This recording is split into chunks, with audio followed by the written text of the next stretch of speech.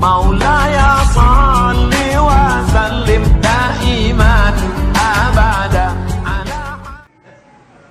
Yang sudah dapat linknya, share, bagi ke kawan-kawan. Share. Tapi baca dulu. Ini banyak orang ini share. Udah kau baca? Enggak, aku dapat pahalanya aja jadilah. Jika terjadi pertengkaran antara suami dan istri, mengancam akan menjatuhkan cerai, apakah sudah jatuh talak terhadap istrinya? Kalau kau macam-macam nanti ku cerai. Kalau ada niat, jatuh. Kalau tak ada niat, tak jatuh. Tolak terbagi dua. Satu tolak soreh, satu tolak kinayah. Tolak soreh jelas, ku ceraikan engkau, talak satu, jatuh. Tapi kalau kata dia, pulanglah engkau ke rumah orang tuamu. Kalian, adik-adikku yang perempuan, kalau suami kalian berkata, pulanglah kau ke rumah orang tuamu, kalian jangan pulang, tanya dulu, maksud Allah. Kalau kata dia, aku ada niat cerai, maka tolak kinayah. Tolak terbagi dua. Satu tolak sorry, jelas, kalau diucapkannya jatuh. Tapi kalau model ancam-ancam, pulanglah kau sana, aku tak suka lagi nengok kau, memuntah aku nengok kau, maka itu tengok dulu. Kalau dia ada niat tolak, jatuh talak satu. Tapi kalau tak ada niat, maka tak jatuh talak satu. Makanya perempuan laki-laki harus belajar kursus perkahwinan. Jangan di situ menikah, di situlah baru dibuat acara nasihat pernikahan. Jam 8 Ustaz Somad disuruh datang. Begitu datang jam 8 bukan langsung nasihat. Burung balam, burung punai. Burung ke burung aja sejam habis. Jam 9 sudah masuk, buah semangka, buah ke buah 1 jam habis. Habis itu dibuat lagi serah-serahan barang itu gini, bawa pencak silat lagi 1 jam.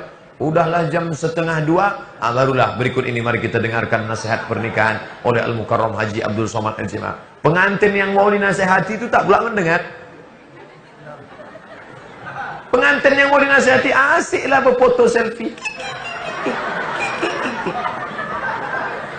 Duduk kalian, duduk, panggil Ustadz, buatkan acara nasihat pernikahan. Bagi ibu yang menyusui yang tak dapat berpuasa di bulan Ramadan, apakah cukup menggantinya dengan bayar fidyah? Cukupkah dengan bayar fidyah? Tidak. Udah dijawab, pandai jawab semua.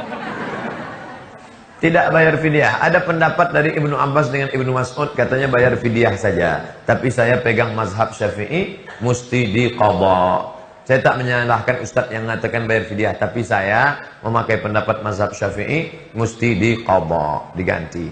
Kalau dia tak puasa karena dirinya, badannya lemas, badannya sakit, qadha saja. Tapi kalau ada unsur anaknya sakit, anaknya lemas, maka kena 2, qadha plus fidyah. Begitu dalam mazhab Syafi'i. Apa hukumnya ikut koperasi yang di dalamnya ada simpanan pinjam yang menerapkan bunga 1%? Walaupun berapa persen, selama ada bunga, uang dengan uang riba. Ku pinjam uang bapak 1 juta, ku bayar 1.100.000 riba. Uang dengan uang riba, uang dengan barang tidak riba. Saya jual tanah ini ke kamu, kamu cicil sekian bulan, bayar sekian, tidak riba. Saya mau cari tulisan Ustadz Somad tentang itu, tulis di Google, Somad Morocco, SOMADMOROCCO spasi kredit, enter, langsung dapat tulisan saya. Download, tempel di majalah dinding kampus, share ke kawan-kawan. SOMADMOROCCO spasi kredit, enter. Itu blog saya di internet. Apakah bersentuhan suami istri membatalkan wudhu? 3 mazhab, Syafi'i, Maliki, Hanafi. Syafi'i batal, asal bersentuh kulit batal. Kalau Hanafi tak batal. Aula mastumun nisa, kau sentuh nisa. Makna maaf cakap sentuh di situ artinya jima. Kalau jima baru batal. Kalau sekedar bersentuh tak batal. Kalau Maliki bersyahwat baru batal. Tak bersyahwat tak batal. Saya ulang. Syafi'i bersyahwat tak bersyahwat batal. Hanafi bersyahwat tak batal. Jima baru batal. Maliki bersyahwat batal, tak bersyahwat tak batal. Saya condong ke Syafi'i. Makanya saya tak bersentuhan. Nah, kalau mau pergi berangkat salaman, kalau kena berarti ulang wudhu balik. Ini tentang masalah bersentuh. Bagaimana bila suami dan istri berbeda mazhab? Istrinya Perti, NU. Suaminya Muhammadiyah.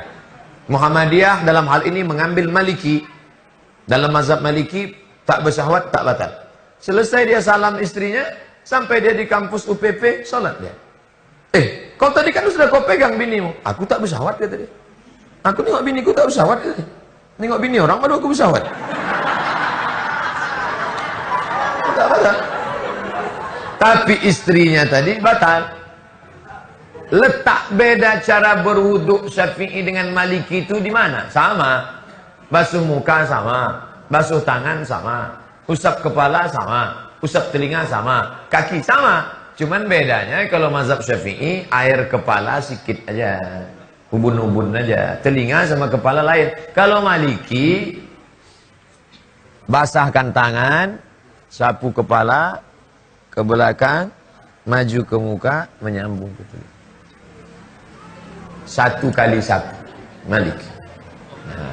3. Salah satu manhaj memandang kritik terhadap pemimpin itu berdosa. Kepada pemimpin harus taat walaupun zolim. Jadi waktu kasus Ahok kemarin menyatakan haram ikut demo. Bagaimana menurut Ustadz?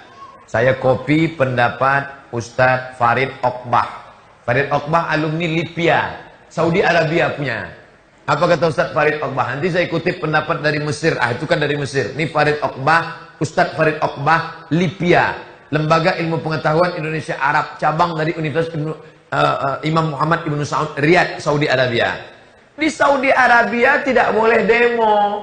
Karena di Saudi Arabia itu kerajaan. Kerajaan akan menangkap orang demo. Monarki, kalau mati ayahnya, naik anaknya.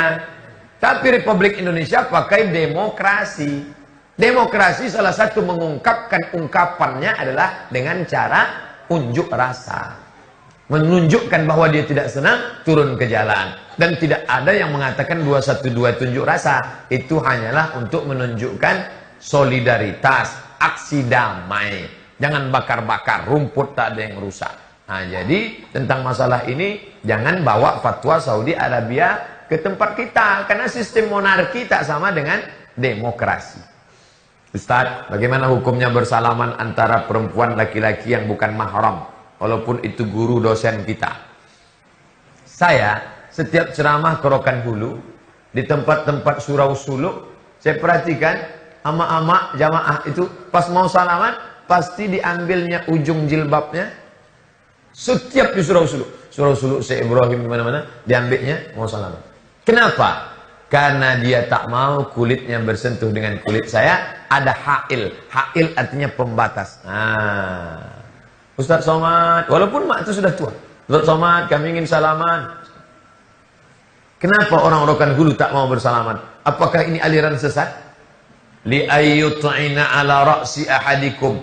Ditusukkan paku dari api neraka ke kepala kamu, khairun, lebih baik, min antamussa yada mura'atin la tahillu lahu, daripada menyentuh tangan perempuan yang tak mahram. Prakteknya di mana? Di Rokan Hulu. Ustaz tahu dari mana? Saya sudah lama ceramah sini, dan setiap orang mau salaman, yang ngaji, yang tarekat Naksabandia, dia begini kan. Ketika saya baru pulang ke UIN tahun 2008, balik dari Maroko, selesai tatap muka, datanglah mahasiswi mau salaman. Ustaz, belum nikah saya waktu itu, masih muda.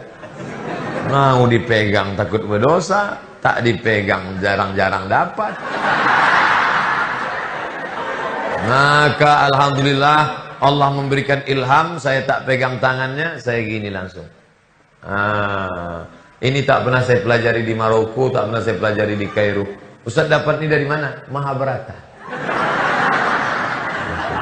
Begitu saya nampak dari jauh dia udah mau salaman, saya ginikan langsung, dia pun langsung tak jadi. Dia tak tersinggung, tak sakit hati, dia tak malu, saya pun pula tak menjatuhkan marwah orang.